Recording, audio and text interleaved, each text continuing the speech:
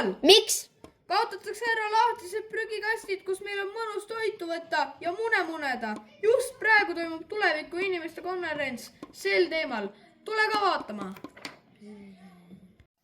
Prügikast tunneb ise ära prügimaterjali väikse kaamera ja arvuti koostöös. Mootor avab sobiva sahtli, kas plast, klaas, paber või biolagunev ning paigutab prügi sinna. Ühtlasi liiguvad parkides, tänavatel ja metsades ringi väiksed robotid, kes leiavad ise prügi ja korjavad üles. Nad saavad oma jõu päikeseenergiast, nad liiguvad rahulikult ega ehmata loomi. Sellel masinal on laserid, mis märkavad prügi. Laser kiirest tuleb välja haarats, mis tõstab prügi õigesse osakonda. Minu mõte on ehitada masin, mis võtab enda sisse prügi ja viib maa alttorude kaudu prügi mäele.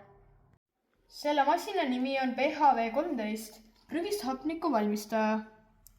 Siit sisestatakse erinevat sorti prügi, sorteeritakse ära ning lastakse purustuskambrisse erinevatel aegadel. Siin põletatakse see, lastakse läbi filtri ning antakse kosmoseelukatele, kes hingavad selle prügist saadud reostatud hapniku sisse ning lasevad enda saba kaudu selle välja, meile täiesti hingatava õhuna.